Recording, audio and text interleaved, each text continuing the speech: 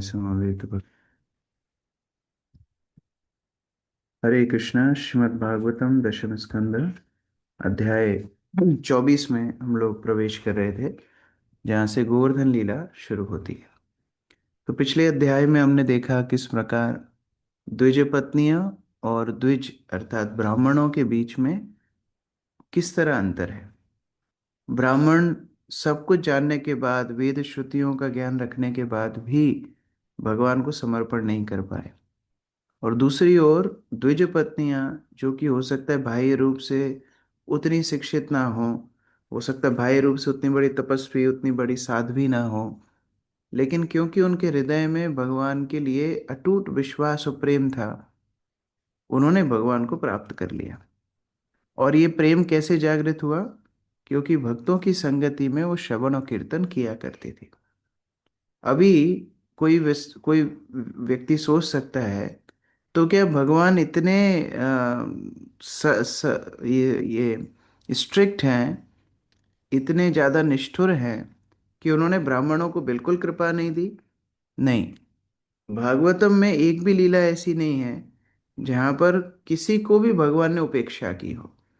इसलिए भगवान का एक नाम है उदार चरित्र। उनका चरित्र उदार है। वो जब भी कोई लीला करते हैं, हर व्यक्ति के ऊपर कृपा करते हैं। हम लोग देखेंगे आगे, कालिया मर्दन की लीला देखेंगे, तो ब्रजवासियों का भी भगवान ने रक्षा की, कालिया के ऊपर भी कृपा की। अभी इस लीला में, गोवर्धन लीला में भी हम देखेंगे, ब्रजवासियों को भी भगवान ने बचाया और इंद्र को भी मान मर्दन किया। तो हर लीला में भगवान उपेक्षा किसी की करते नहीं है, हर किसी को कृपा करते हैं। हाँ, वो कृपा का स्तर अलग अलग हो सकता है। अभी यहाँ पर बता रहे हैं कि ब्राह्मणों की पत्नियों को भगवान ने कृपा की, लेकिन क्योंकि वो ब्राह्मणों की पत्नी के प्रति सम्मान रख रहे थे, भगवान ने उन ब्राह्मणों के ऊपर भी कृपा की, और इसीलिए भगवान कुछ और समय वहीं पर रह गए। यद्यपि उन्हें तो चले जाना था, लेकिन उस वन में भगवान और समय रुक गए, जिससे ब्राह्मणों को भी भगवान का सानिध्य मिल सके। तो ये वैष्णवों के संगति, वैष्णवों के साथ अनुकूल व्यवहार करने का फल है। यद्यपि हमारे पास भक्ति ना भी हो तो भी, अगर हम वैष्णवों के प्रति अनुकूल भाव कर लेते हैं, या हम प्रसन्न मात्र हो जाते हैं कि ये वैष्णव देखो कितनी अच्छी सेवा कर रहे हैं, वो वैष्णवों के प्रति प्रसन्न भाव रखने से भगवान हमारे ऊपर दयालु हो जाते हैं। और इसी के विपरीत, अगर वैष्णवों के प्रति हमारा आ, आ, स्वभाव ठीक नहीं रहेगा, उनके प्रति हमारा सम्मान भाव नहीं रहेगा, तो वो कृपा हमारे जीवन से चली जाती है। श्लोक संख्या 1। श्री शुक उवाच भगवान् अपि तत्रैव बलदेवेन संयुत अपश्यन् वसन् गोपान् इंद्रयोगाकृतोद्यमान्। अक्रूर प्रभु। हरे कृष्णा प्रभु जी। अनुवाद। श्री सुखदेव गोस्वामी ने कहा, उस स्थान पर ही अपने भाई श्री बलदेव के साथ रहते हुए श्री कृष्ण ने ग्वालों को इंद्र यज्ञ की जोश शोर से तैयारी करते देखा। हरे कृष्ण। प्रतिभा माता जी। हरे कृष्ण प्रभु जी। धन्यवाद प्रणाम। तात्पर्य। श्री श्रीधर स्वामी तथा अन्य आचार्यों के अनुसार इस श्लोक में आया हुआ तत्र एवं शब्द यह सूचित करता है कि भगवान श्री कृष्ण ब्राह्मणों के उसी गांव में रहे जिसकी पत्नियों ने अपनी भक्ति से उन्हें तुष्ट किया था। इस प्रकार उन्होंने उन ब्राह्मणों को तथा उनकी सती पत्नियों पर कृपा की, जो अपने सतियों के सिवाय और किसी के संबंध नहीं रख सकती थी। उसी स्थान पर भगवान श्री कृष्ण के पिता नंद महाराज तथा अन्य वाले किसी न किसी प्रकार के इंद्र यज्ञ की भव्य तैयारी कर रहे थे। तभी भगवान श्री कृष्ण ने इस प्रकार अपनी प्रक्रिया व्यक्त की। हरे कृष्ण। तो हम लोग देखते हैं कैसे अलग अलग लीलाओं में भगवान अपने विशेष भक्तों के ऊपर अनुग्रह करने के लिए प्रकट होते हैं। जैसे माधवेंद्रपुरी को कृपा करने के लिए भगवान गोपाल रूप में प्रकट हुए, उसी तरह गोपाल भट्ट गोस्वामी को कृपा करने के लिए भगवान राधा रमन रूप में प्रकट हुए।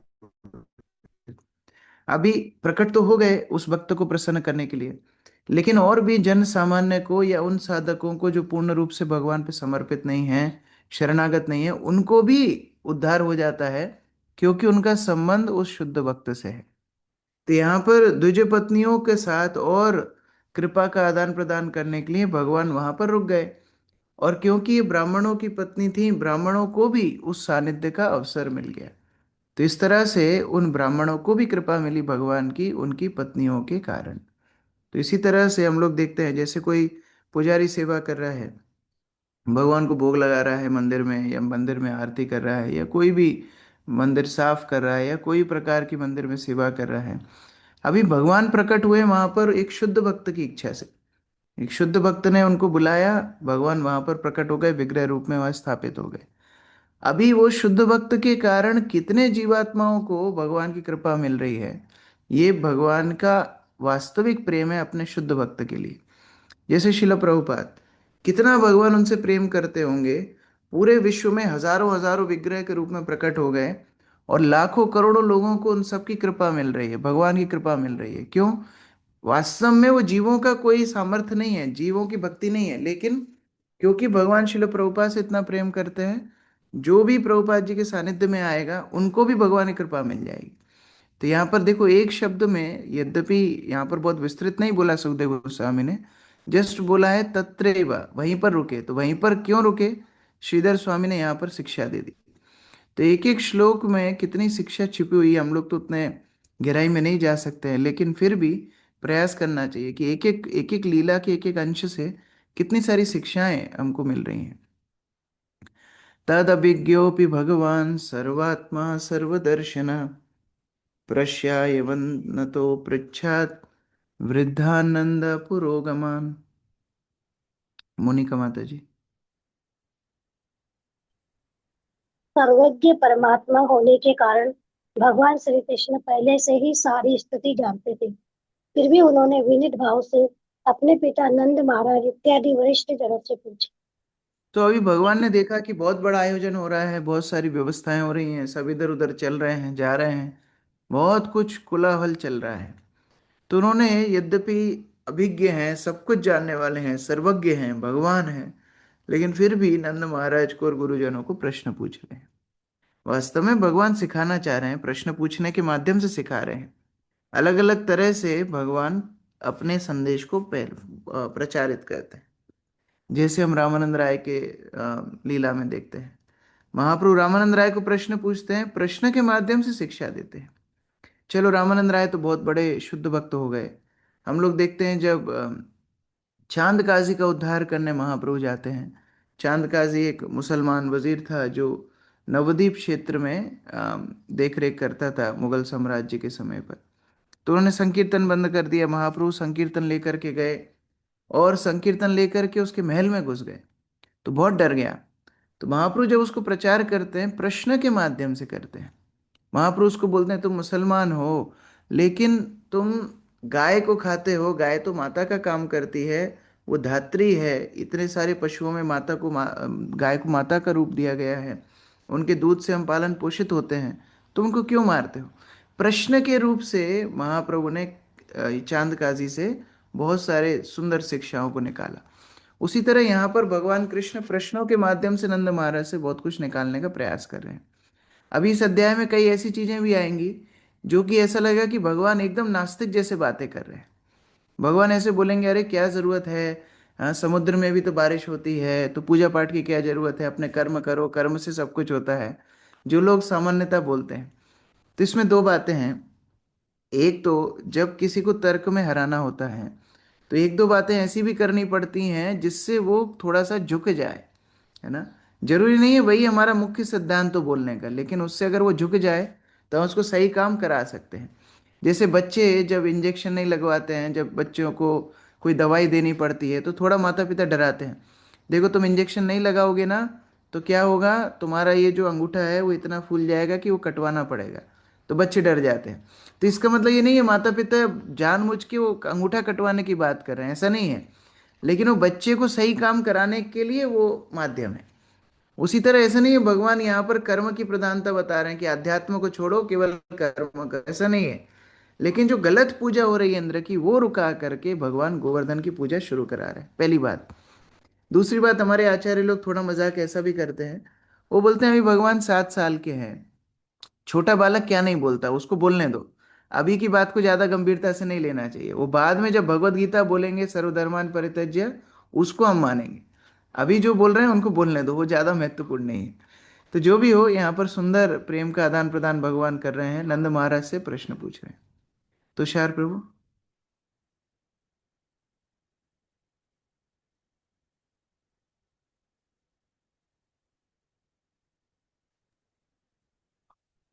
उर्मिला माता जी। हरे कृष्ण प्रभु जी। हम्म। भगवान कृष्ण गोवर्धन पर्वत उठाने की लीला करने और के मिथ्या गर्भ को चूर करने के लिए उत्सुक थे, इसलिए उन्होंने बड़ी ही चतुराई से अशस्त्र यज्ञ के विषय में अपने पिता से पूछा। अच्छा, ऐसा नहीं है कि पहली बार देखा था, ये तो हर साल ही होता था। ऐसा नहीं है कि पहली बार भगवान ने ये इंद्र इंद्र पूजा देखी थी। तो 6 साल के थे तब भी हो ही रहा था, 5 साल के थे तब भी हो ही रहा था। और तब भी सब बोलना उल्ला तो जानते थे, हम तो इतनी लीलाएं पढ़ के आ ही रहे हैं। लेकिन तब नहीं पूछा। अभी इस साल भगवान को इच्छा हुई कि अभी इंद्र को भी थोड़ा शुद्धिकरण करना चाहिए, गोवर्धन उठाएंगे, इंद्र का शुद्धिकरण करेंगे, इसलिए जानबूझ के जा करके वो पूछ रहे हैं। कथ्यतां मे पिता कोऽयं सम्भ्रमो वा उपागतः, किं फलं कस्य वोद्देशा, केन वा साध्यते मखा। मोहेश प्रभु पढ़िए।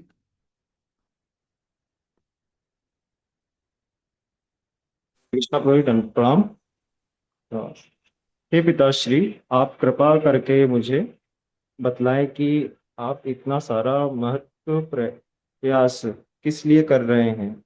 आप क्या करना चाह रहे हैं?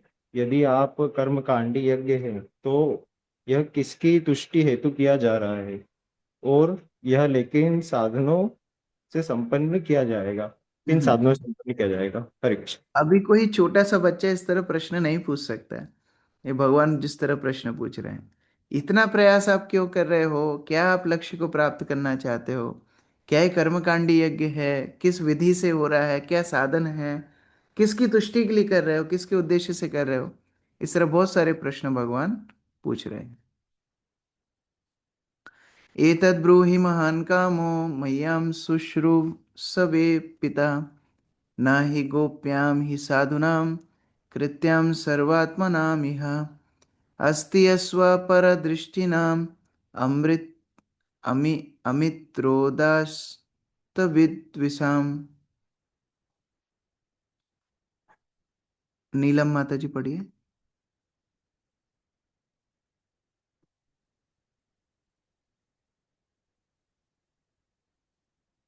प्रीति माता जी। हे पिताजी, कृपा करके इसके विषय में मुझे बतलाएं।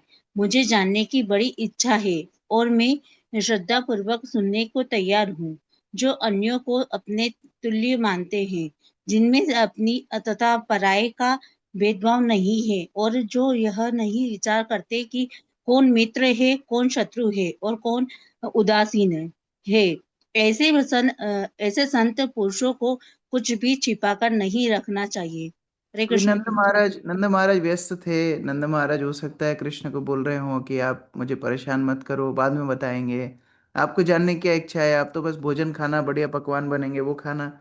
तो भगवान बोल रहे नहीं, इसके विषय में बताइए, मेरी इतनी इच्छा है, मैं श्रद्धा पूर्वक सुनूंगा। और जो संत पुरुष होते हैं, जो सभ्य लोग होते हैं, महान लोग होते हैं, वो ऐसे छुपाते नहीं है चीजें। जो अपने बराबर मानते हैं, अपना लोगों को मानते हैं, भेदभाव नहीं करते, मित्र और शत्रु का जिनके अंदर विचार नहीं है। मतलब क्या बोल रहे हैं? आप अगर मुझे नहीं बताओगे तो मुझे ऐसा लगेगा कि मैं आपका शत्रु हूँ, इसलिए आप मुझसे छुपा रहे हो। तो अगर वास्तव में आप अपने आप को मेरा पिता मानते हो, तो आपको ये चीजें छुपानी नहीं चाहिए। तो आप खुल करके बताइए कि अनुष्ठान क्या हो रहा है। तनिषा माता जी। हरे कृष्ण प्रभु जी, दंडवत प्रणाम। तात्पर्य: हो सकता है कि कृष्ण के पिता ने सोचा हो कि यह अभी छोटा सा बालक है, एतम वह वैदिक यज्ञ की वैधता के विषय में ठीक से प्रश्न नहीं कर सकता, किंतु कृष्ण की चतुराई भरे कथन से नंद को आश्वस्त कर दिया होगा कि श्री कृष्ण एक गंभीर प्रश्न कर रहा है, कोई उत्पादक प्रश्न नहीं, अतः गंभीर उत्तर दिया जाना चाहिए। तो ऐसा नहीं है, मजाक मस्ती नहीं कर रहे हैं, भगवान गंभीर होकर के बोल रहे हैं, ऐसा नहीं है, आपको कुछ छुपाना नहीं चाहिए। मैं श्रद्धा पूर्वक सुनना चाहता हूँ, मस्ती नहीं, लेकिन ध्यान से आपको ये यज्ञ के विषय में मुझे बताना चाहिए। उदासीनोरिवद्वर्ज्य आत्मवत् सुहृदुच्यते। रानू माता जी।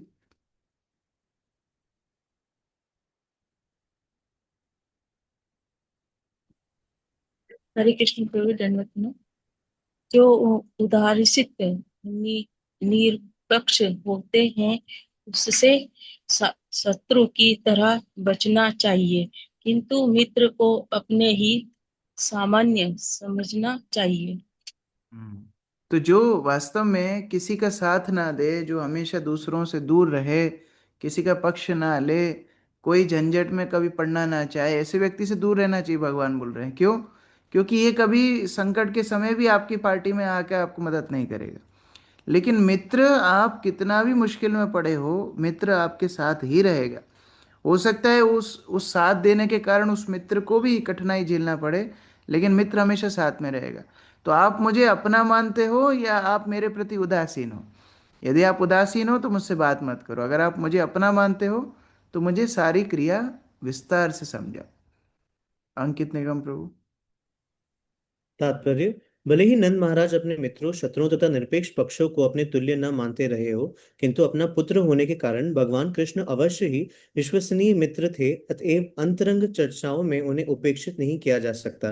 दूसरे शब्दों में, भले ही गृहस्थ के रूप में नंद महाराज ने यह सोचा हो कि वे सर्वोच्च संत पद पर स्थित होकर कर्म नहीं कर सकते, किंतु भगवान कृष्ण ने कुछ अन्य तथ्य प्रस्तुत किए जिसके फलस्वरूप उनके पिता को उन पर विश्वास करते हुए यज्ञ के पूरे उद्देश्य को प्रकट कर देना चाहिए। श्री जीव गोस्वामी के अनुसार नंद महाराज मौन खड़े थे और उन्हें अपने पितरी विलगांव की स्थिति पर संदेह हो रहा था, क्योंकि गर्ग मुनि ने भविष्यवाणी की थी कि नंद का पुत्र अपने गुणों में नारायण के समान होगा, और यह युवा बालक पहले ही अपनी शक्तिशाली असुरों को पराजित करके उनका वध कर चुका था। तो ये एक लीला ऐसी है जिस लीला के भीतर सारे ब्रजवासियों ने, नंद महाराज ने, माता यशोदा ने, सारी गोपिकाओं ने, सारी गायों ने एक साथ भगवान के ऐश्वर्य का दर्शन किया था। पहले कुछ लीलाओं में हो सकता है कुछ बालकों ने कुछ लीला देखी, उन्होंने दूसरों को बताई। फिर कुछ लीला माता यशोदा ने देखी, उन्होंने दूसरों को बताई। अलग अलग भक्तों ने अलग अलग समय पे अलग अलग लीलाओं का दर्शन किया था, लेकिन यहाँ एक साथ सारे ब्रजवासियों ने भगवान को गोवर्धन उठाते हुए देखा था। तो जो गर्ग मुनि बोल करके गए थे कि नारायण समान है, ऐसी अनुभूति पहली बार सारे ब्रजवासियों को एक साथ हुई थी। लेकिन फिर भी उनका प्रेम इतना था कि वो उस बात को तुच्छ सोचने लगे, उस बात को इतना छोटा सोचने लगे कि ध्यान ही नहीं दिया। उनको कृष्ण के प्रति इतना प्रेम था। तो नंद महाराज सोच रहे थे इतने बड़े बड़े प्रश्न क्यों पूछ रहा है, इसको इस सब से क्या लेना देना है, ऐसा उनको विचार था। ज्ञात्वा ज्ञात्वा च कर्माणि जनोऽयम् अनुतिष्ठते, विदुषा कर्म सिद्धि स्यात् यथा न विदुषो भवेत्। वेदांत पढ़ो। जब इस जगत में लोग कर्म करते हैं तो कभी तो वे समझते हैं कि वे क्या कर रहे हैं, और कभी नहीं समझते। जो लोग यह जानते हैं कि वे क्या कर रहे हैं, उन्हें अपने कार्य में सफलता प्राप्त होती है, जबकि अज्ञानी लोगों को सफलता नहीं मिलती। अब भगवान बोल रहे हैं कि देखो, आप ये यज्ञ कर रहे हो, आगे जाके तो मुझे भी करना है। और जो लोग कर्म बिना समझे करते हैं वो अज्ञानी कहलाते हैं। और जो अज्ञानी लोग होते हैं उनको कभी सफलता नहीं मिलती। भाई, जो काम आप कर रहे हो उसी के विषय में आपको नहीं पता क्यों आप कर रहे हो, तो वो तो अज्ञानी है, उसको क्या सफलता मिलेगी? तो क्या आप चाहते हो मैं अज्ञानी रह जाऊं? क्या आप चाहते हो मैं सफल असफल रह जाऊं? क्या चाहते हो कि मैं अनपढ़ रह जाऊं? तो अगर आप नहीं चाहते हो कि मैं अनपढ़ रह जाऊं तो आपको विस्तार से बताना चाहिए कि क्या चल रहा है। कितना नंद महाराज को अलग अलग तरह से प्रेरित कर रहे हैं बताने के लिए। हिमांशी माता जी। तात्पर्य: भगवान यहाँ पर अपने पिता को बता रहे हैं कि लोगों को चाहिए कि वे अपने मित्रों से परामर्श करके ही कोई विशेष उत्सव या कृत्य संपन्न करें। हमें परंपरा का अंधानुकरण नहीं करना चाहिए। जो व्यक्ति यह भी नहीं जानता कि वह क्या कर रहा है, तो भला उसे उस कार्य में सफलता कैसे मिल सकती है। इस श्लोक में भगवान का यही महत्वपूर्ण तर्क है।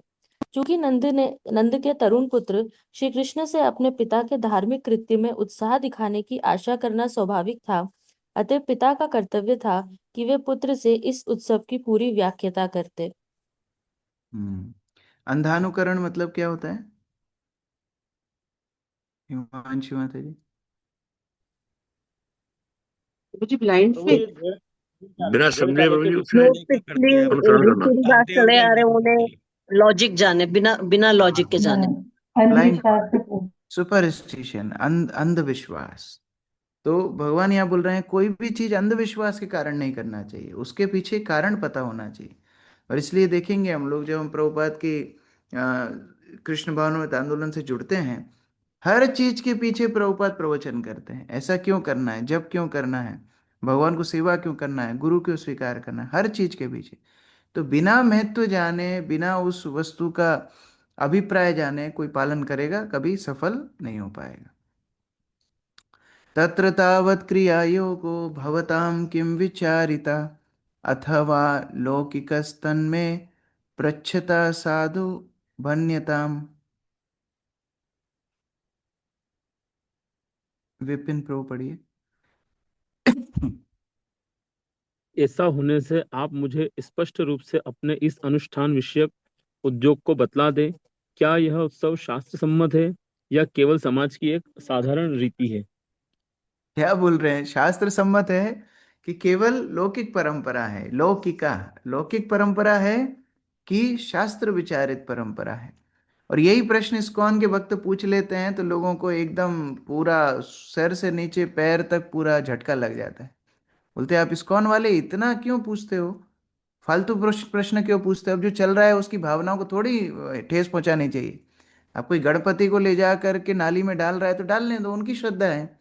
अभी वही प्रश्न कोई पूछ ले कि ये लौकिक परंपरा है कि शास्त्र सम्मत परंपरा है, लोगों को बड़ा गुस्सा आ जाता है कि ये देखो उनके गुरु हैं, उनकी परंपरा है, चलने दो, कोई किसी का मत बुरा करो, बुरा ना देखो, बुरा ना बोलो, बुरा ना सुनो। ये गांधी जी के तीन बंदर बन के हम लोग रह गए। लेकिन वास्तव में कृष्ण ये प्रश्न पूछ रहे हैं अपने पिताजी को। उन्होंने अपने पिताजी को नहीं छोड़ा, हमको क्या छोड़ेंगे? तो हर भक्त को ये प्रश्न पूछना चाहिए, ये शास्त्र सम्मत है कि केवल समाज की एक साधारण रीति है?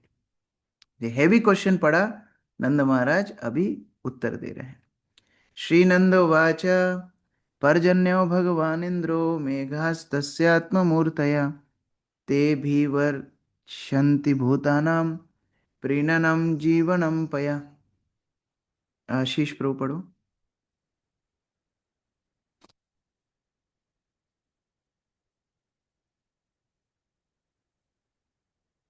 महान ईश्वर इंद्र वर्षा ये बादल उन्हें साक्षात प्रतिनिधि है और वे वर्षा करते हैं जिससे समस्त प्राणियों को सुख और जीवन दान मिलता है। अभी नंद महाराज डायरेक्ट बताए नहीं कि कौन से शास्त्र में लिखा है, इसका मतलब लौकिक परंपरा है। वो तर्क तो अच्छा दे रहे हैं लेकिन शास्त्र का उद्धरण नहीं दे पा रहे, तो लौकिक परंपरा का वर्णन यहाँ पर हो रहा है। यमुना रानी माता जी तात्पर्य।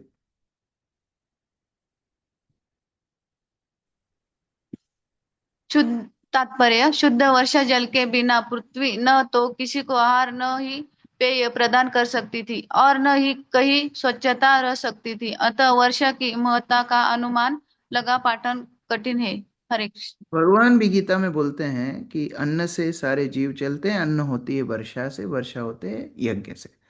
लेकिन यहाँ एक क्रम गड़बड़ हो गया। वो यज्ञ किसके उद्देश्य से होना चाहिए? भगवान के उद्देश्य से। यहाँ नंद महाराज बोल रहे हैं देखो वर्षा के नियंत्रक हैं इंद्र, तो इंद्र की पूजा नहीं करेंगे, वर्षा नहीं आएगी, तो सारे प्राणी सुख अनुभव नहीं करें, उनका जीवन ही नहीं रहेगा। ये कुछ ऐसा हुआ कि मान लो कोई सरकार ने कोई अधिकारी को नियुक्त किया किसी डिपार्टमेंट का, मान लो बिजली विभाग का कोई अधिकारी है, तो अलग से बिजली विभाग के अधिकारी को पैसा दे करके आने की आवश्यकता नहीं है कि अरे वो नहीं प्रसन्न होगा तो बिजली कैसे आएगी। अगर सरकार को हम टैक्स दे रहे हैं तो वो अधिकारी का कार्य है हम तक बिजली पहुंचाना। उसी तरह अगर भगवान के उद्देश्य से कोई यज्ञ कर रहा है, भगवान के उद्देश्य से कोई भक्ति कर रहा है, तो सारे देवता उसके लिए बाध्य हैं कि उस व्यक्ति को हर वस्तु प्रदान करें। लेकिन नंद महाराज क्या बोल रहे हैं, नहीं नहीं, वो अलग से रिश्वत देनी पड़ेगी। इंद्र वर्षा का नियंत्रक है, उसकी पूजा अनिवार्य है, इस तरह नंद महाराज बोल रहे हैं। तम तात वयमन्ये च वार्मुचान पतिमीश्वरम द्रव्यस्तद्रेत सा सिद्धिर यजन्ते क्रतुभिर्नरः। श्याम गोविंद प्रभु जी।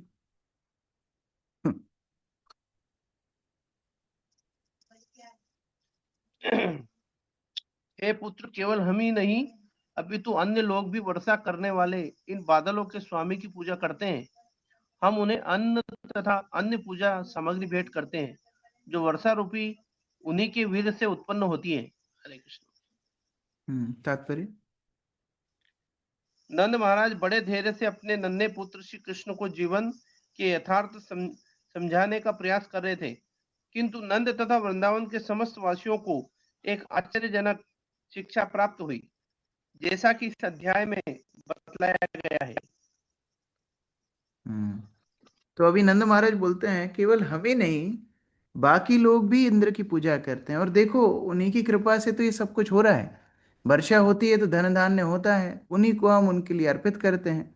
तो इस प्रकार से जैसे एक पिता अपने बच्चे को सामाजिक रीतियों की शिक्षा देते हैं, उसी तरह से नंद महाराज कृष्ण को ट्रेन अप करने का प्रयास कर रहे हैं, ट्रेनिंग देने का प्रयास कर रहे हैं। तस्येनोपजीवन्ति त्रिवर्ग फल हेतवे पुंसाम पुरुषकाराणाम पर्जन्य फल भावना। मीनाक्षी माता जी पढ़िए। हरे कृष्ण प्रभु जी। इंद्र के लिए संपन्न योगों से बचे जूठन को ग्रहण करके लोग अपना जीवन पालन करते हैं तथा धर्म, अर्थ और काम रूपी इन लक्ष्यों को प्राप्त करते हैं। इस प्रकार इंद्र उद्यमी पुरुषों की सदा के लिए उत्तरदायी अभी करता है। तो हम यज्ञ करते हैं, भोग लगाते हैं, फिर जो कुछ बचता है उनके प्रसाद रूप से ग्रहण करते हैं। तो इंद्र इतने दयालु हैं, वही सब कुछ प्रदान भी करते हैं, फिर प्रसाद रूप से हमको सब कुछ देते भी। इस तरह हमारे जीवन की सफलता इंद्र को पूजा करना है। और क्या चीज, तीन चीजें मिलती हैं, धर्म अर्थ काम।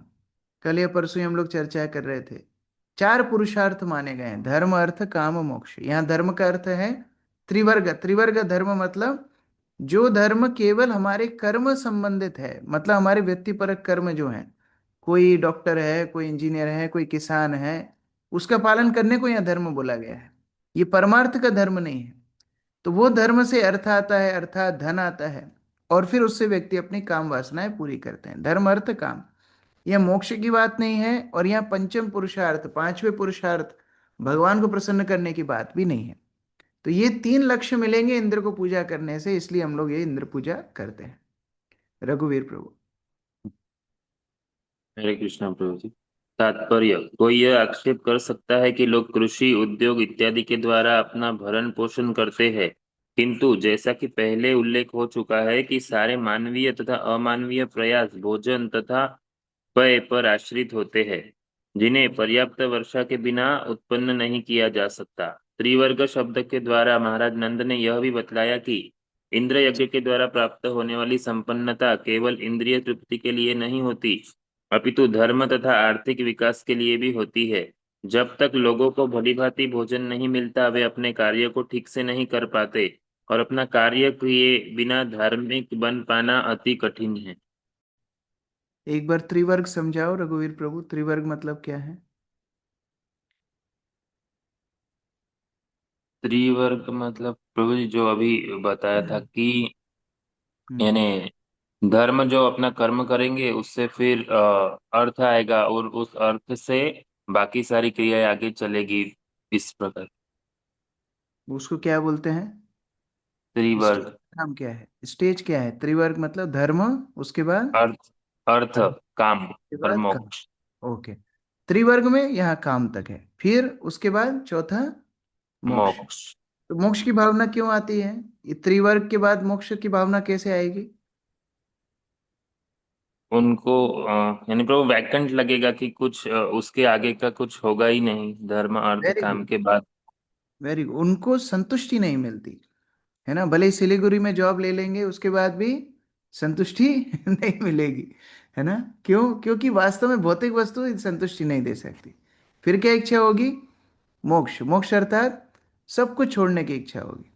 और जब वो मोक्ष में भी तृप्ति नहीं मिलेगी तब पंचम पुरुषार्थ, फिफ्थ स्टेज, फिफ्थ स्टेज क्या होता है? भक्ति या भगवान के बारे में जानना, हाँ, भगवान को पंचम समझ। पुरुषार्थ को बोलते हैं कृष्ण प्रेम। जो हम लोग रोज भगवान को प्रार्थना करते हैं, भगवान आपके प्रति हमारा प्रेम, प्रेम पुमार्थो महान, ये पंचम पुरुषार्थ है धर्म अर्थ काम मोक्ष के ऊपर। यमेनं विसृजेत धर्मं पर पर्यागतम नरा, कामात् द्वेषात् बलात् लोभात् सा वै नाप्नोति शोभनम। राजेंद्र प्रभु पढ़िए।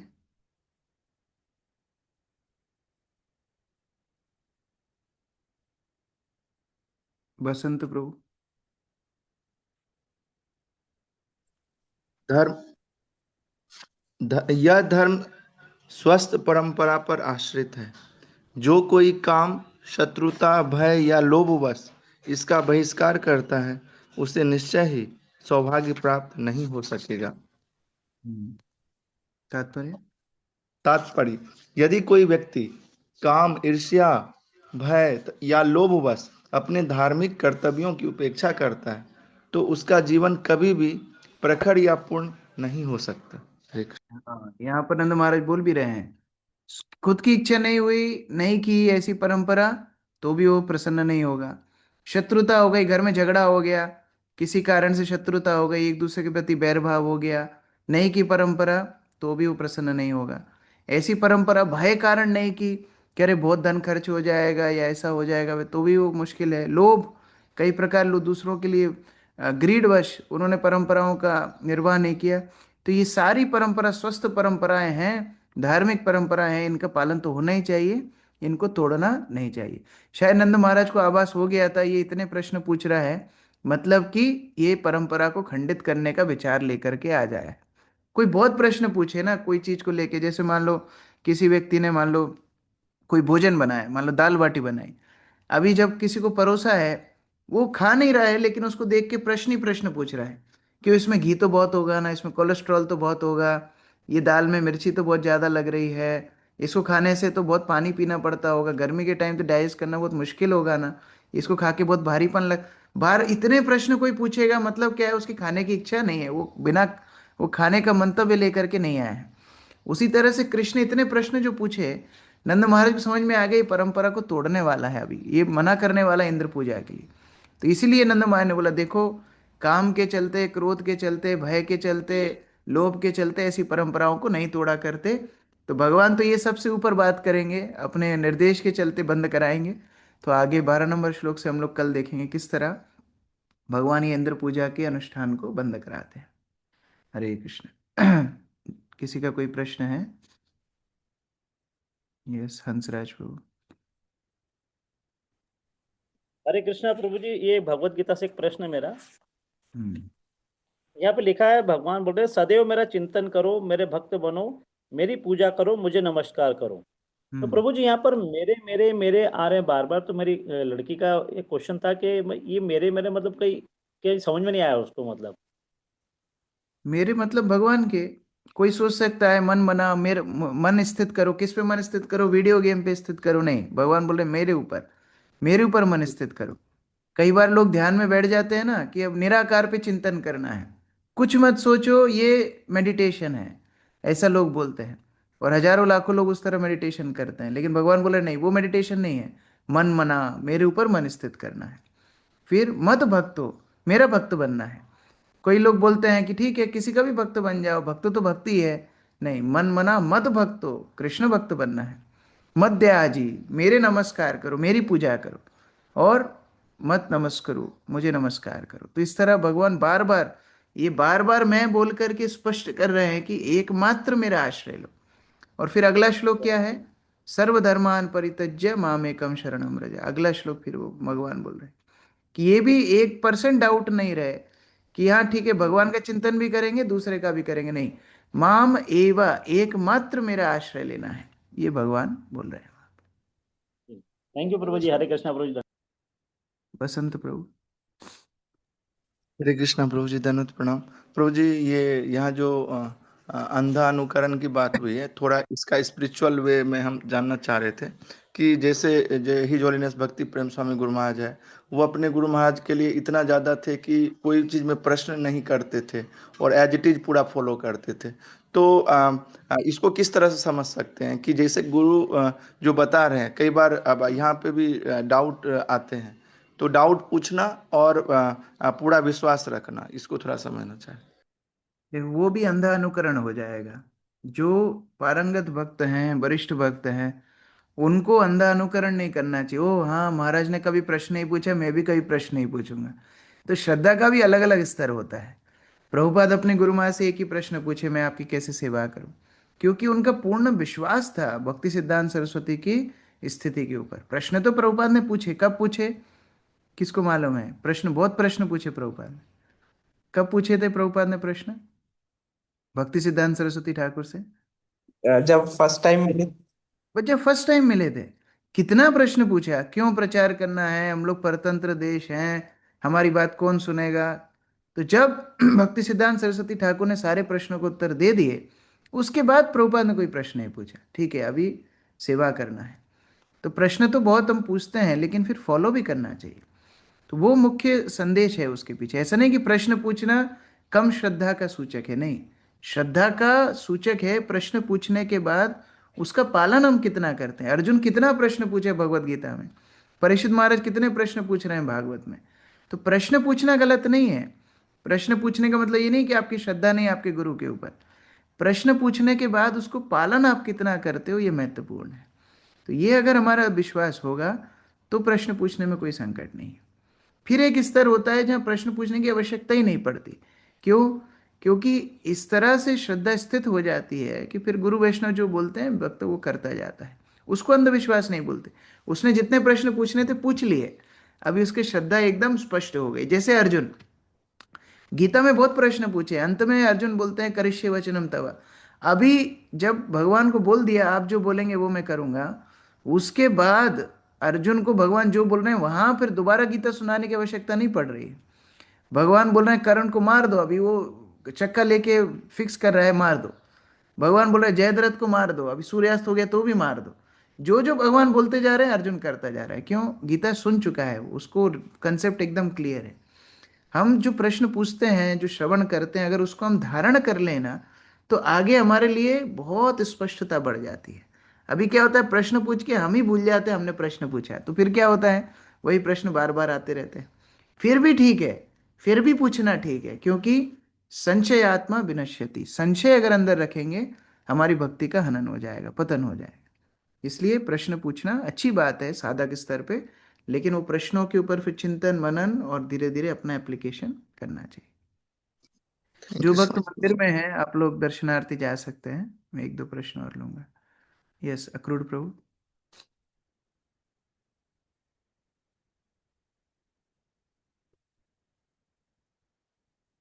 अक्रूर प्रभु।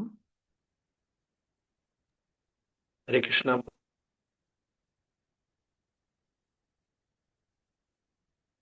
आपका नेटवर्क शायद स्ट्रांग नहीं है। विनोद प्रभु आप पूछिए। हरे कृष्ण प्रभु जी, आवाज आ रही है प्रभु जी?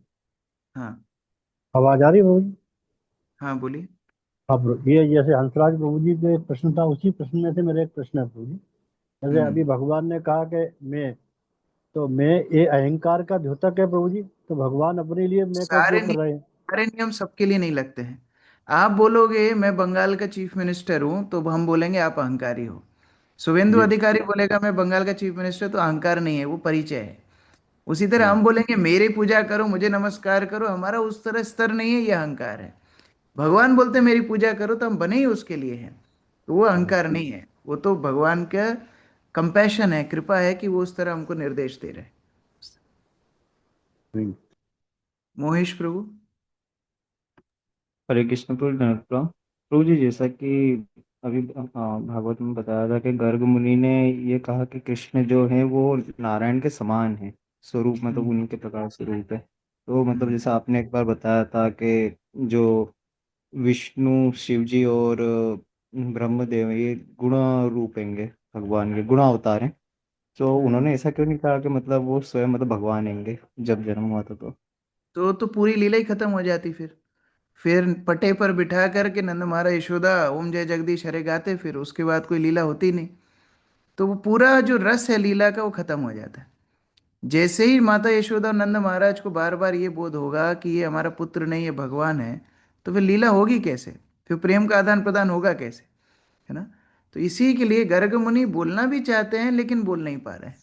बोल रहे हैं जैसे किसी को बोलते हैं ना, ये तो गुणों में राम जैसा है, ऐसे बोल के गए कि ये गुणों में नारायण जैसा है, बस। उसके अलावा कुछ बोल के नहीं गए, क्योंकि ज्यादा बोलते वो लीला में वो त्रुटि हो जाती, लीला में वो ऑब्स्टेकल हो जाता। इसलिए गर्ग मुनि ज्यादा व्याख्या करके गए नहीं। ये एक स्टेटमेंट तो नंद महाराज भूल नहीं पा रहे हैं, बार बार उनको याद आता है, ऐसा क्यों बोल के गए नारायण जैसा है, नारायण जैसा है, हमारा पुत्र तो हमारा पुत्र है।